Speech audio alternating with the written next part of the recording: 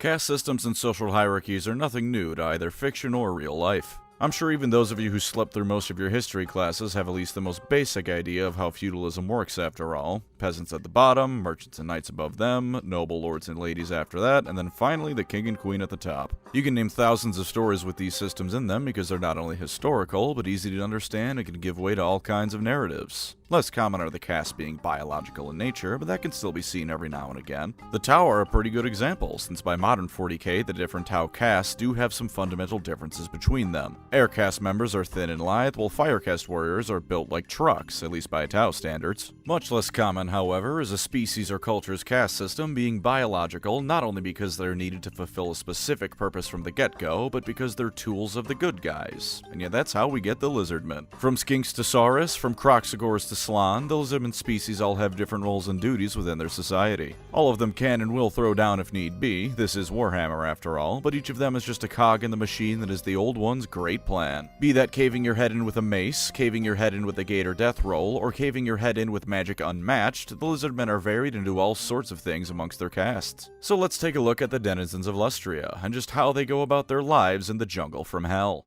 But before I begin, behold, look at this awesome floating pen. Don't you want this pen? Well, you can get it too with Novium, the sponsor of this video. Novium makes high-end, innovative products that are equal parts tool and desk art. Inspired by the mysteries of space travel and the infinite wonder of the cosmos, Novium's hover pens are made out of aircraft-grade aluminum and float on their docks using magnets like they're going on a spacewalk across your desk. The hover pen Interstellar is a ballpoint pen sitting at exactly 23.5 degrees on its base, exactly the degree Earth itself tilts on its axis. Receiving the Time Award for Best Invention, you know it's a quality product. You can get this bad boy in Space Black, Starlight Silver, Neptune Blue, or Mars Magma, and if that's still not enough space for you, then fear not. There's also a premium version with a meteorite embedded in the tip. A meteorite older than our planet. That's one of the coolest things in the universe, and you can hold it in your hand and write whatever your heart desires. And for those who want a more futuristic look, the aptly named Hoverpen Future could be for you. With interchangeable tips and sitting at a 60-degree angle on its base, it looks even more out of science fiction than the Hoverpen Interstellar, perfect for those who want their desk to feel like they're on the bridge of a spaceship. And since it comes in deep black, frost silver, or mist blue, you can still make it fit your exact specifications. If you'd like to grab one for yourself or a gift for a fan of sci-fi and great desk art, look no further. Click the link in the description and pinned comment below for the first 48 hours of this video going live to get yourself 15% off all hover pens as well as free shipping to most countries. And don't worry if you're a bit late to the party, you can still get yourself 10% off after the first 48 hours. If you're gonna do some writing, you should do it with only the best tools, so get yourself a Novium hover pen today.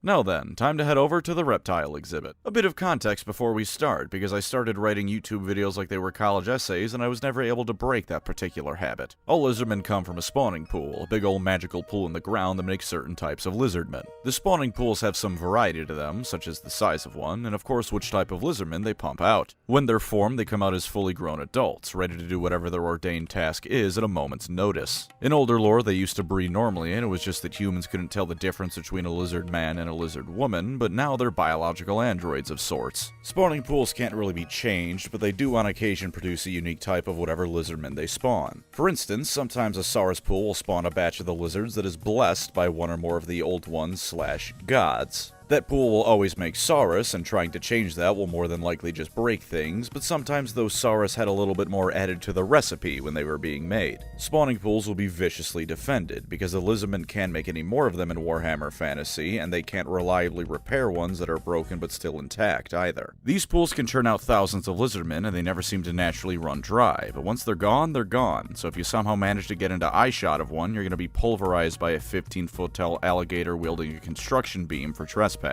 Lizardmen of the same spawning will feel some attachment to their spawn brethren, which is incidentally about as close as most lizardmen get to human emotions other than maybe loving their dinosaur mount like a pet. It's also important to note that saying one caste is lesser than the others isn't quite the way to look at the Lizardmen. The Slann are certainly above the others as a result of their interactions with the old ones as well as their power, but for the rest, I don't get the vibe that something like the Saurus keeping the Skinks down is happening. After all, they're basically biological robots. They have no true individual goals or prejudices amongst each other. The Saurus robot was encoded to oppress the Skinks robots because why would it be? They have different roles and some are more prominent and require them to take command over others, but there isn't really a yearning for something like upward mobility amongst the Lizardmen casts because they don't biologically care for it or benefit from it. They have their place and that's that. That's just about the basics of where we get the Lizardmen varieties and how they pop out of the ground, so how about we start talking about the actual lizards.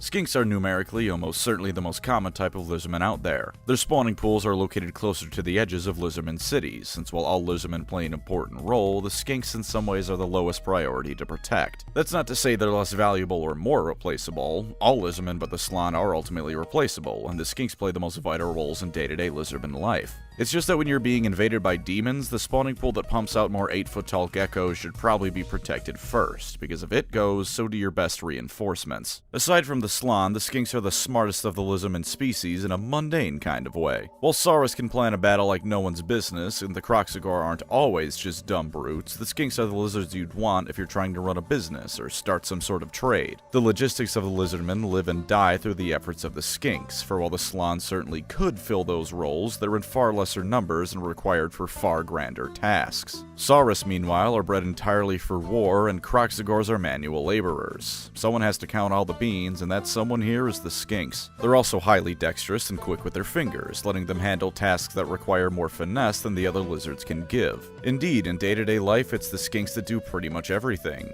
Planning new buildings and any bits of jungle that need to be cleared, farming, administrators. If you don't need a spell cast or someone's head caved in, you go to the skinks. It is a matter of fact, any role you can think of in society is probably held by a skink amongst the lizardmen. It's not the most glamorous of lives, I'll be the first to admit, but this kind of boring thing is what's required to have an actual society, even amongst lizard people. They're also consequently the most likely of the lizardmen races to interact with humans, even if the only thing they're usually saying is get the hell off of our lawn. That being said, these little fellows can certainly still stand out.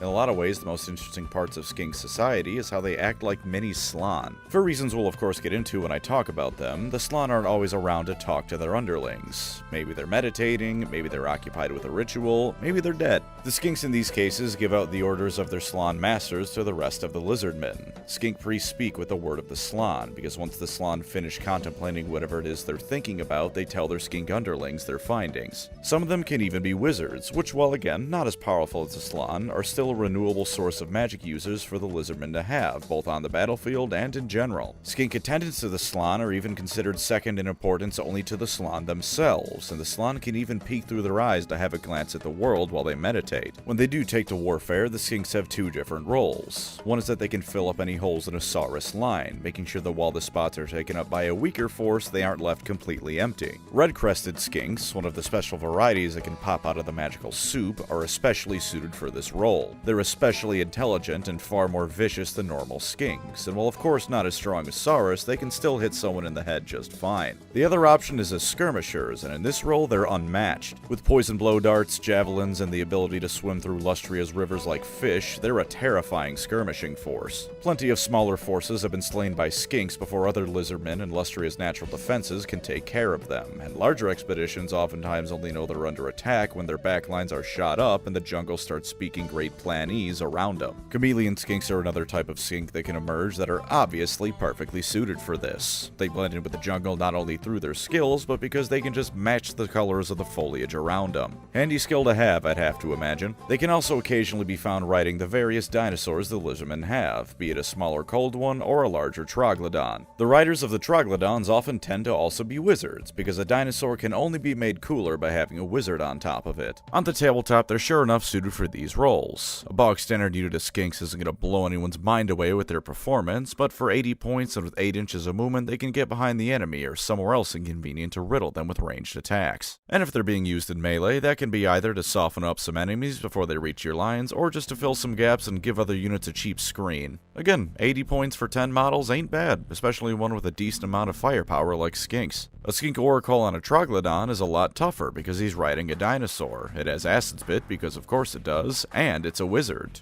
240 points ain't the cheapest thing around, but it's fairly worth it, I'd say. A couple skinks of notes are Tehenowin, whose name I will never even bother trying to spell correctly, and Oxiatl. Tehenowin is the prophet of the Lizardmen god Sotek, and yes, I said god. Despite the Lizardmen not really having gods and the Slann worshiping the Old Ones more as the pinnacle of existence than outright deities, Sotek came about one day as the god of the Skinks. The Slann were worried about this because they couldn't tell if the Great Plan had to say anything about Sotek or not, and this revelation that the Skinks now had their own god was a bit worrying, all things considered. Since he mostly just seems to protect Skinks and the Lizardmen in general and brutalize the Skaven, however, they for now allowed worship of him to exist. Tehenowin is his prophet, the red-crested skink that speaks his good word about how you should crucify the Ratmen every chance you get. Oxiatl, meanwhile, is proof the Grey Knights aren't even that special, if them being completely ignored in recent model updates wasn't enough of a hint for you. He's a chameleon skink that during the initial invasion of the Warhammer world by Chaos ended up in the Warp.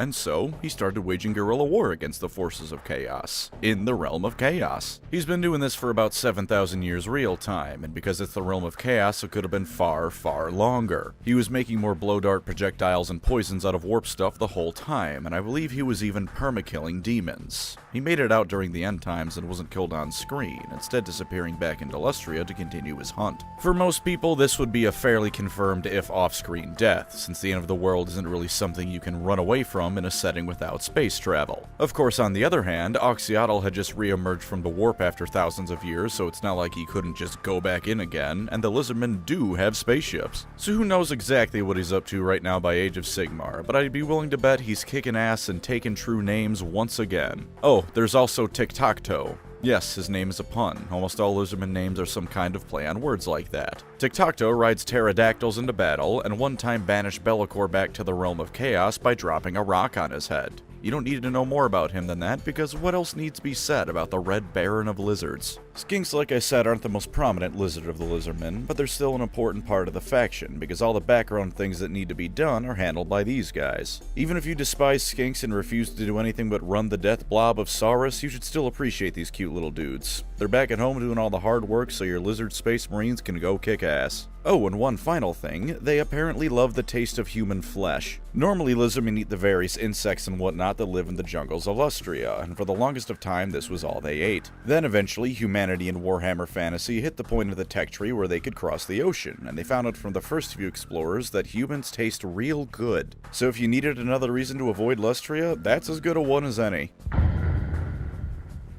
The strong silent type, overplayed though it may be in some ways, is popular for a reason. Everyone on some level likes seeing some tall imposing dude quietly sitting in a corner, because you never know when he's gonna throw down and start cracking skulls. In this case it's even better, because the strong silent guy in question is a crocodile as tall as some settings' mechs. Kroxigors are alligators/crocodiles, and I'm not going to either research which they are or arbitrarily pick which one they are. They come from the same spawning pools as Skinks, which is a mildly funny mental image knowing that these things can technically be the little brothers of the 4-foot-tall lizard Twink. Unlike the Skinks, however, Kroxigors are not highly intelligent beings that handle all of the day-to-day life of the Lizardmen. Though they can gain a good amount of intelligence as they live their lives, initially Kroxigors are about as intelligent as an actual animal. Slightly smarter than normal lizards perhaps, but hardly what one would call properly sapient. What they do have, however, is a fierce bond to the little chibi skinks they emerge from the spawning pools alongside. Kroxigors and Skinks must have been engineered to work in concert, because nothing else I can think of explains why they just work together as flawlessly as they do. Wherever a skink construction foreman can be found, so too can groups of Kroxigors be found listening to its orders. Kroxigors are the dumb muscle of the Lizardmen, putting in place the less elegant aspects of their construction before the Skinks go in to finish all the fine detail. You won't find a carpenter or stonemason Kroxigor, but when it's time for the ground below the foundation to be smoothed out and the raw materials transported, they'll be all over it. Felling trees, digging mines, anything the Lizardmen need done that we'd handle with large pieces of machinery nowadays is something the Kroxigor do. Even less glamorous than the Skinks, true, but no less vital. The Saurus can't have a training ground if the Skinks don't build it, and the Skinks can't build it if the Kroxigors don't provide the raw materials. And of course, Kroxigors in warfare do exactly what you think a giant bipedal crocodiligator will do in warfare. They hit you real hard with a big club. When something as big as a troll hits you with a gold-plated obsidian club the size of a car, you usually don't get back up. Naturally, Kroxigors are as tanky as they are strong, with arrows and lighter projectiles outright bouncing off their hides. Really, anything short of a cannonball is going to do little more than tickle them, and if you don't hit them dead on with a cannon, they're probably just going to use the arm you shot off to beat you to death. They can do the Gator death roll too, so that's another way for them to bring ruin to the enemies of the Great Plan. These monsters are some of the most terrifying things on the battlefield, because no matter what happens, they're going to reap a heavy toll before they finally go down.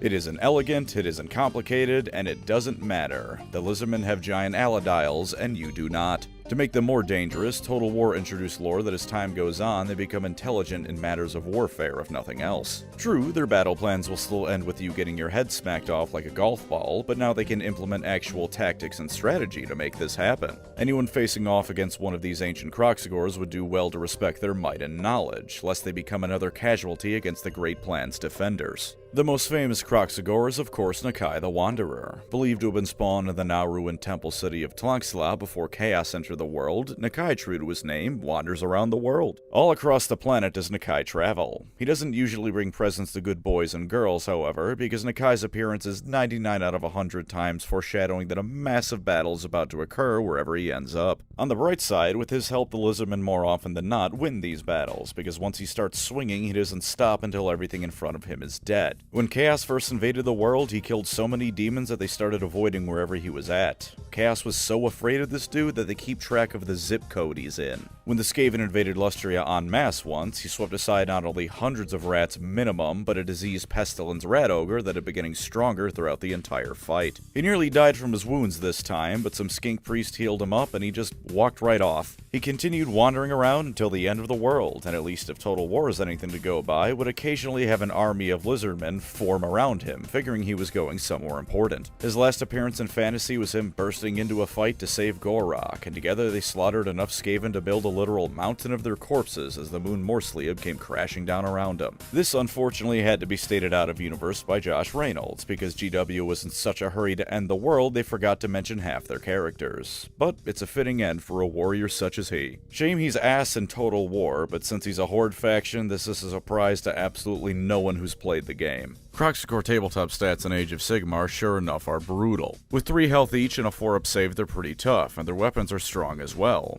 4 attacks no matter what, rend 1 no matter what, and 2 up to wound no matter what are the baseline. 2 out of 3 models on the unit get a maul to beat people up with, which hits on a 4 and does 2 damage. 1 model gets the funny hammer, which does 3 damage and hits on a 3. They're also anti-infantry 1 for each weapon, and if you're facing a horde of 10 or more models, each attack does an extra damage. One of these guys can theoretically put out 16 damage in a single round of combat at Rend 2, because you know what, person who's running Slaves to Darkness, to hell with you and all your pointy bits. Kroxigors, like I said, are pretty easy to figure out. They hit hard, their scales are hard, and they tend to be a deciding factor in Lizardmen battles if magic itself isn't. There already aren't that many things that can take down a rampaging Saurus. There are even less things that can take down even the calmest of Kroxigors. Speaking of, though,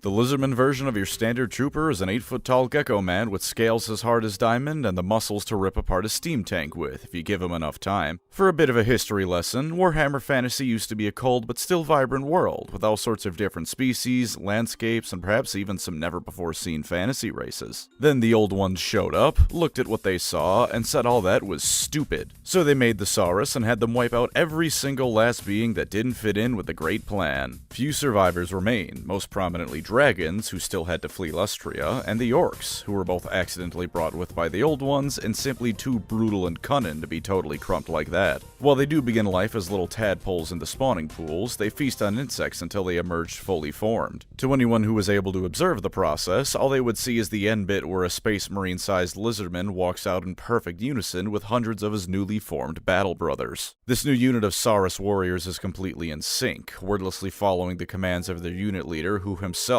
walked out of the spawning pool marked as such. If that Saurus dies but the unit itself survives, another Saurus will eventually grow into the role. They can speak, which is normally single words at a time, but they don't need to. It really leans into them being biological androids and makes fighting them that much more terrifying. If they aren't roaring at the enemy in the heat of combat, they're every bit as silent as the undead. In fact, while some lore does have Saurus such as Kroxigor forming an attachment to their mounts, for the most part, Saurus don't have personalities. No ambition to further themselves in life, no hobbies, only the savage desire to kill the enemies of their Slann masters. This makes them as horrifying as you could expect when you face them. In unison they march to the battle, only coming to life once it starts, and even then it's to revel in a savage massacre. Though armed with primitive weapons such as obsidian clubs, spears, and shields made out of animal hide, they're so tough it doesn't matter. Even if you disarm them, they're just gonna beat and bite you to death with arms as thick as tree trunks and a mouth that can chew through steel. Saurus Ancients are when they get properly terrifying. Saurus aren't as dumb as Kroxigor, but they aren't that smart. Part of why they use massive obsidian cudgels is because they aren't quite smart enough to use more sophisticated weaponry. They don't really grasp the finer points of things like swordplay.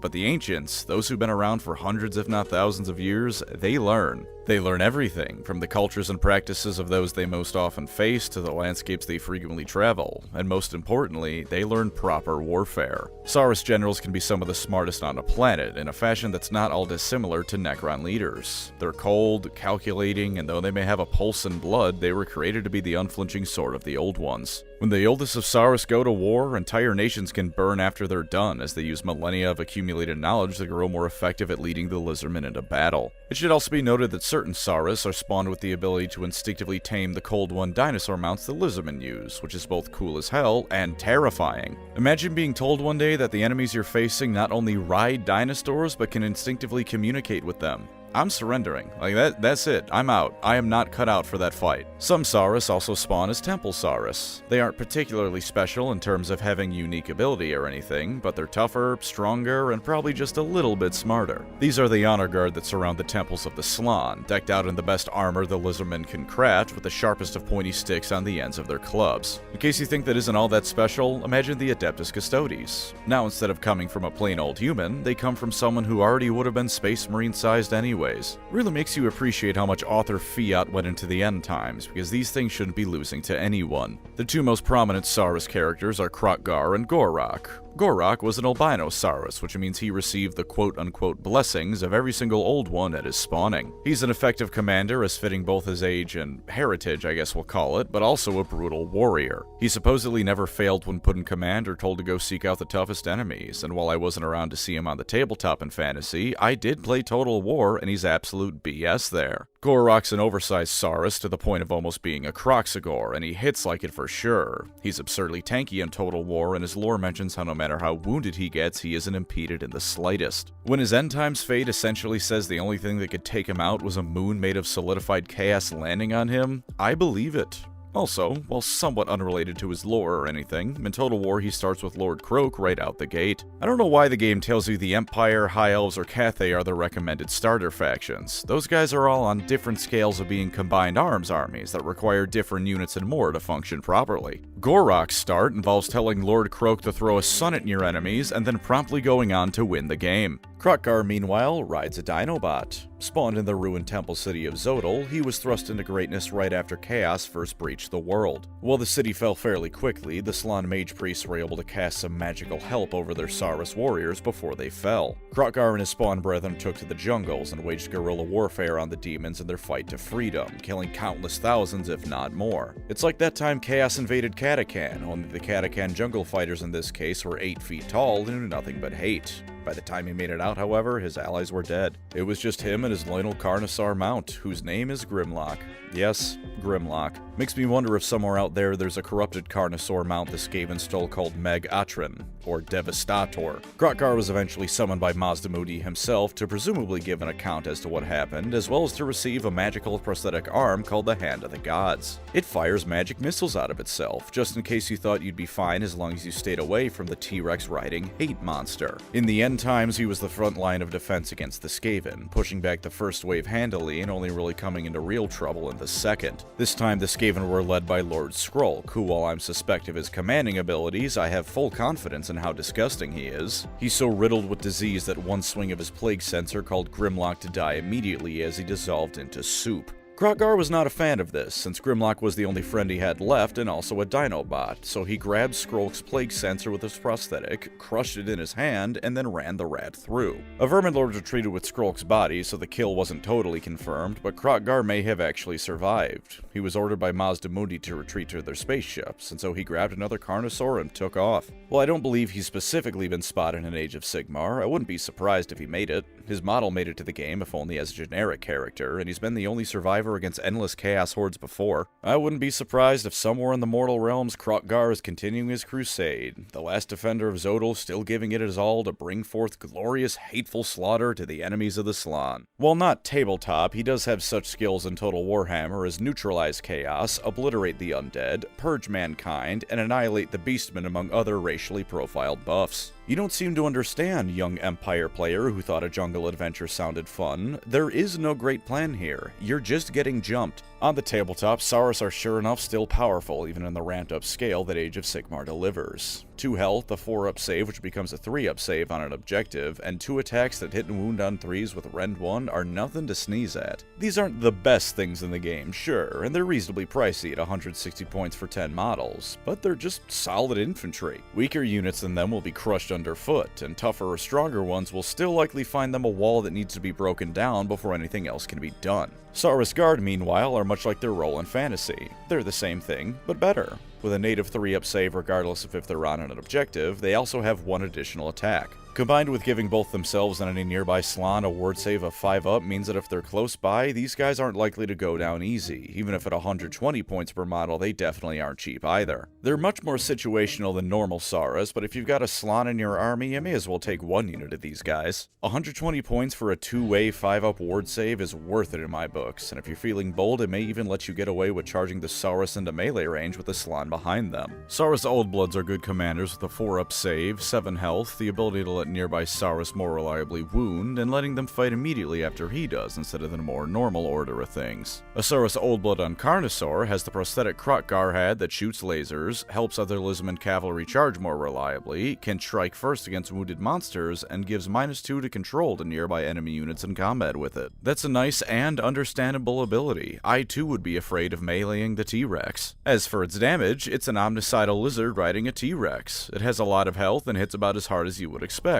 even more so if you charge that turn. The Saurus Scar Veteran on the Carnosaur, meanwhile, is better at dealing with enemy heroes, having an ability to potentially insta-kill them if they've accumulated enough damage. It doesn't have the magic missiles, unfortunately, but it still has the T-Rex, so while it can't soften the enemy up before getting into range, it doesn't really need that. Both of these options, of course, are expensive at 230 points for the Veteran and 270 for the Old Blood, but that's an easy price to pay for Aztec lizards riding dinosaurs. Some things are worth it for the sheer spectacle alone, you know? You can also take the Saurus Scar Veteran on an Agrodon if you want to cut into chaff more effectively and have it lead other Saurus on Agrodons, but why would you do that? An Agrodon is not a T-Rex. Why would you take a smaller dinosaur? Are you stupid? Saurus are not exactly the most complicated fellows around. If Kroxigor is anything to go by, they just want to kill things. But the Great Plan doesn't want the elimination of all species, just orcs and demons. They just want the bad guys dealt with, so if everyone else simply listened to the Slann, then the Saurus wouldn't need to intervene and kill them all. Do your part of the Great Plan of the Old Ones, listener, and stay in your goddamn designated living area. If you don't, Kroxigor's gonna pay you a visit. And unlike his Dinobot counterpart, Grimlock is more than happy to subsist on a diet of human flesh if you keep getting uppity.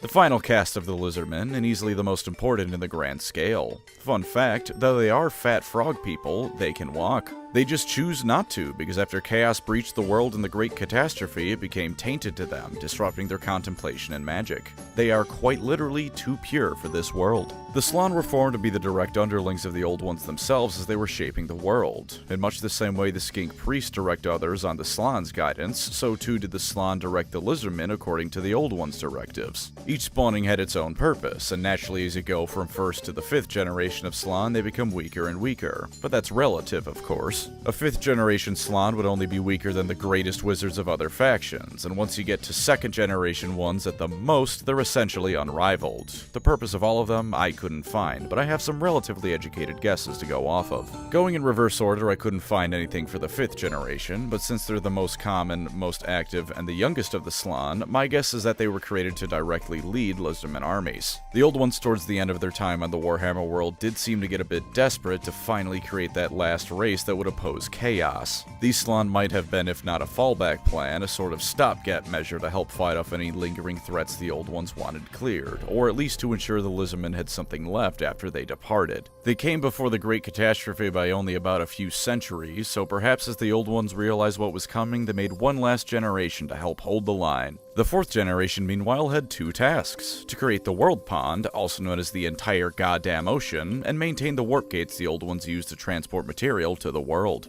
They made the ocean no problem, and the warp gates turned into chaos rifts, so now they mostly fill whatever role is required of them. Generals, administrators, maintaining other wards, they can do just about anything. The 3rd generation, meanwhile, is also an unknown, but I would guess they were created to assist the higher generations as needed. Similar to how Kroxigors help Skinks with the heavy lifting, it's reasonable to assume that the Slann moving around entire mountain ranges could make some use out of a little added magical muscle. Speaking of, the 2nd generation of Slann were the ones in charge of moving the planet out of its old orbit into the new one the old ones wanted. They can create mountains in an instant to block armies and terraform the world, and a lot of the time in combat you aren't really fighting them. Fighting them implies both sides are struggling to win, as opposed to what actually happens, which is you getting Dr. Manhattan out of existence. For the 1st generation, I have no idea what their purpose was. I had originally assumed they were the ones to move the planet out of orbit, but that was the 2nd generation Slann after them. Whatever their purpose was, it required an order of magnitude more power than moving an entire planet to a different orbit and then shaping it like clay. Maybe they were in charge of killing enemy gods the old ones didn't want, in the same way the Saurus were laying waste to entire mortal races. I have no idea. I just know that whatever it was, it must have been awe-inspiring to behold. When chaos breached the world, however, the old ones left and the Slann were on their own to pick up the pieces. Slann are highly intelligent, but the old ones were, well, the old ones. In 40k, they were also creating or uplifting races such as with the Orcs and Eldar respectively, and by all accounts, they're the same thing.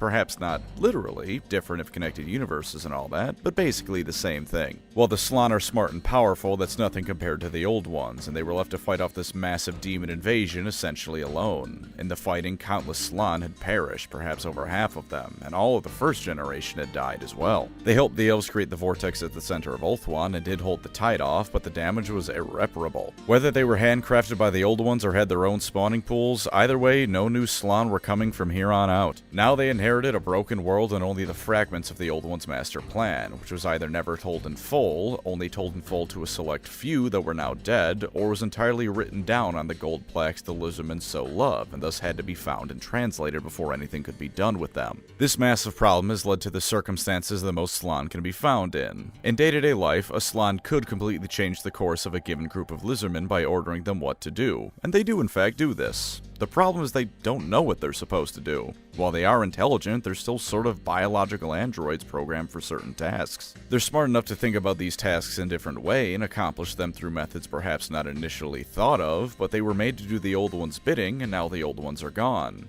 Because of this, they spend the vast majority of their time in a meditative coma contemplating the great plan and just exactly what it is. They may not move and appear to not even be breathing for hundreds of years at a time, all while contemplating what their next move should be. Calling them vulnerable in this state is tricky because they're surrounded by highly trained skink attendants and Saurus Temple Guard, but I'd still rather try and attack the sleeping Slann than an awake one. They may still be able to perceive the world around them, but I'd be hoping they still have some morning brain fog. This does tend to leave the Lizardmen a bit vulnerable in a sudden crisis situation, but it also means they're prepared for the long term like no one else. They take into account everything from future weather patterns to troop movements of other factions to the shifting of the winds of magic themselves. As the Lizardmen piece together more of the great plan, the Slann have more to contemplate, but also more to act on. As the modern era of Warhammer Fantasy came around, the Slann became more and more active. Since the end times happened, I will make the assumption that this is mostly because they no longer had time to meditate anymore, but you can also argue it was because they had finally pieced together enough to confidently act abroad. None of this is perfect. They don't actually tell their skink attendants all of what they're contemplating and telekinetically talking to each other about, for example, so their underlings have to piece everything together themselves. But the Slann meditation is still monstrously more effective than what just about any other faction's diviners can pierce together about the future. In battle, the Slann are spellcasters through and through,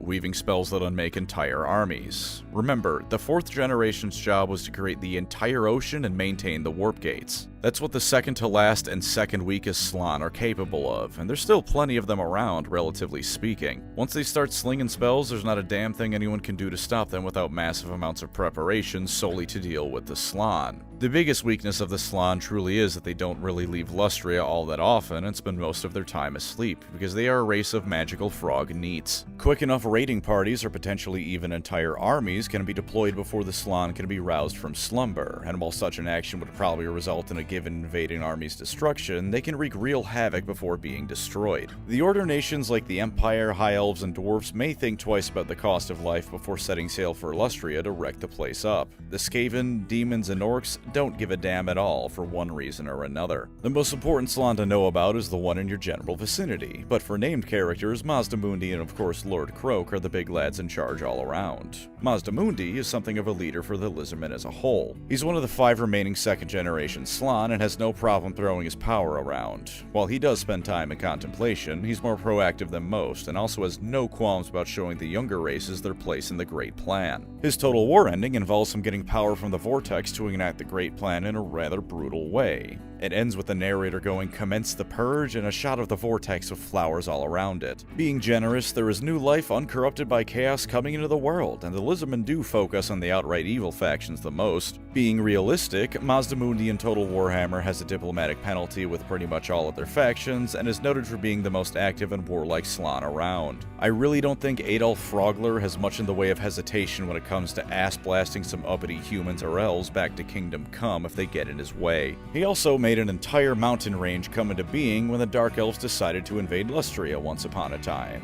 One moment there were no mountains and the Dark Elves were invading, the next moment there were mountains and the Dark Elf army was presumably shattered, possibly literally. Now obviously he doesn't do this kind of thing often because it throws off the feng shui of the Old One's plans a bit, but if you piss him off enough, he can do it, which is a good deterrent. In the end times, he and the other Slann came to the conclusion that the Great Plan had either failed or called for a retreat off the soon-to-be doomed world. While the Slann had set up barriers around Lustria to keep demons out, they hadn't accounted for the Skaven joining chaos and rushing them instead. Credit where it's due, any demons that would have tried to manifest around Lustria would have been banished and quite possibly permakilled. But rats are not demons, and so when the Skaven assaulted in force, they were caught completely off guard. When the Skaven built the Death Star from Wish and blew up Morsliab with it, the remaining Slann at large had either been killed or sacrificed themselves to keep the moon from destroying the world. Mazdamundi himself died this way, sacrificing his life to give the world a few more years as he blasted away entire continents worth of the falling moon all by himself.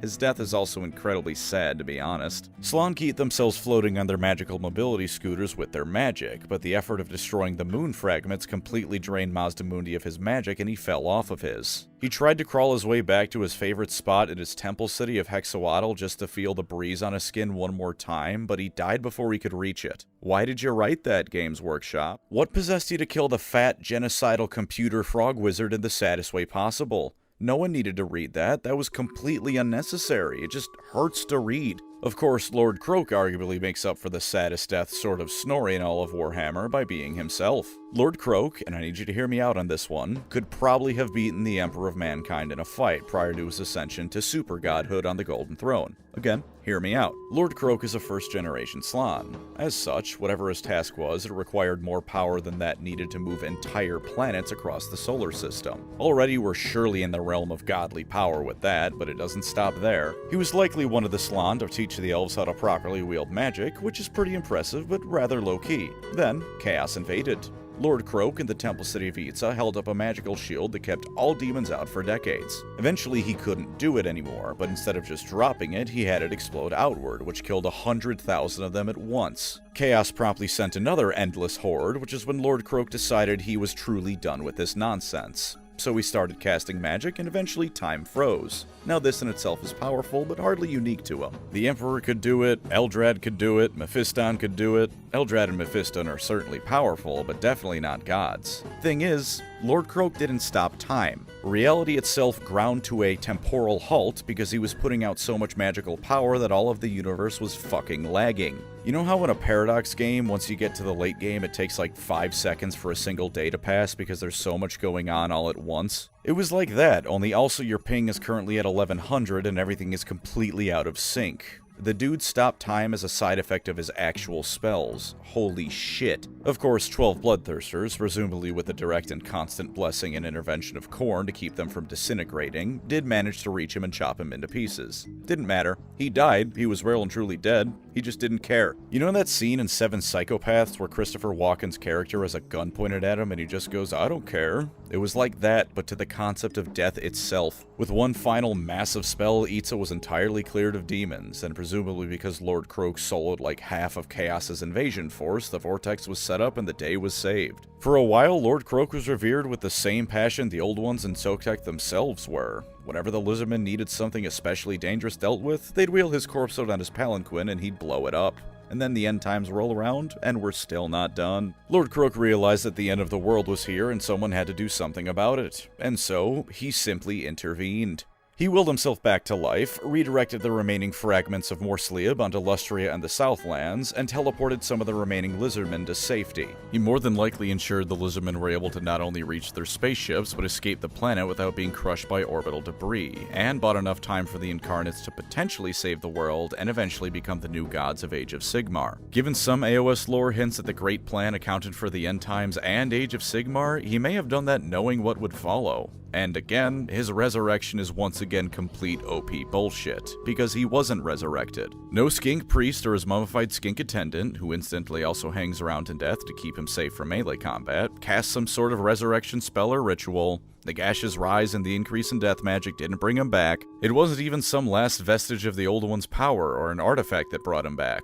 He simply said, "I am no longer dead," and the world itself just had to accept it. Oh, and if you think his end was a little bit anticlimactic, that's because it isn't his end. He's back in Age of Sigmar. Of course the world blowing up wasn't enough to stop him. He's already proven he's stronger than the fabric of reality. While he isn't quite as prominent as his other Order counterparts, he's no less powerful. He worked alongside Morathi to deal with Kragnos, a rampaging god of destruction released after Nagash was kicked out of the spotlight by Teclis. He's dealt with countless forces of chaos, destruction, and death, and while one such incident against Be'lakor did lead to some Relgates being destroyed and chaos storm spreading, it was still a victory for the battle itself. And of course, in one incident, it was him against an army of Chaos Warriors. Meteors rained from the sky, explosions decimated the army as the power of a god was directed at the Warriors of Chaos, and the stars in the sky rearranged themselves into the image of a grinning frog with red eyes. All this coming from a character whose name is one step away from King Ribbit. God, I love Warhammer Fantasy. On the tabletop, Slann Star Masters in Age of Sigmar are powerful wizards, with admittedly not great saves at only a 5-up, but a native 6-up ward save and 9 health, so they can survive glancing blows well enough. They're surprisingly also not awful in melee. Certainly not good, but if a unit of clan rats suddenly makes it to them, they can put up a fight well enough. But aside from being great at magic at wizard level 3, they have absurd native abilities. They have a 1-up to casting rolls and can banish manifestations and unbind enemy spells anywhere on the battlefield no matter the distance from them. They can make other wizards nearby have +1 to their casting rolls if they roll a 6-up to cast that spell. They can use a nearby skink wizard as a conduit to cast their next spell that turn. And once a turn, not battle,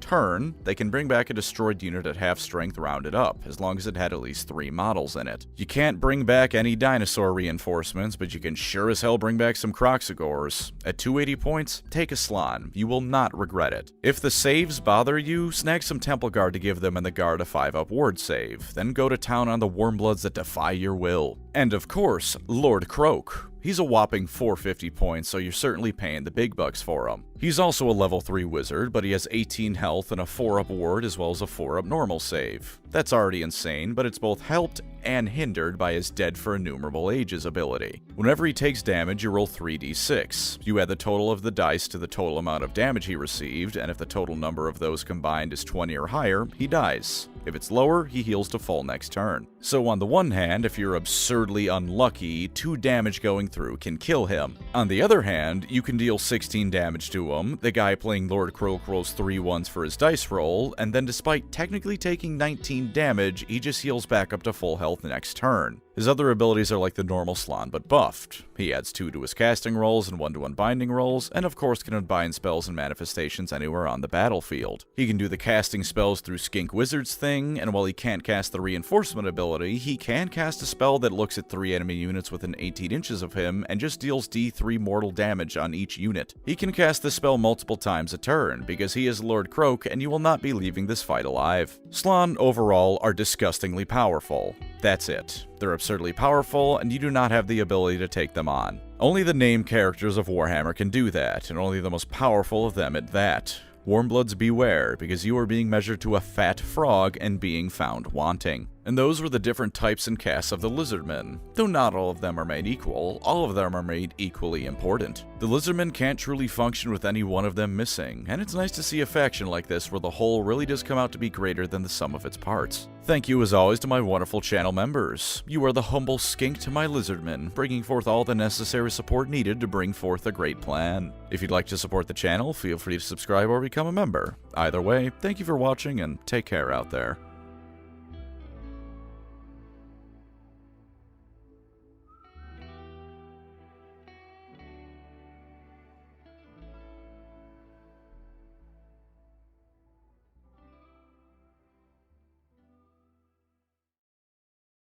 She Saurus on my skink till I Kroxigor. She skink on my Kroxigor till I Slann. She Saurus on my Kroxigor till I old ones. I think I'm having a stroke of gore.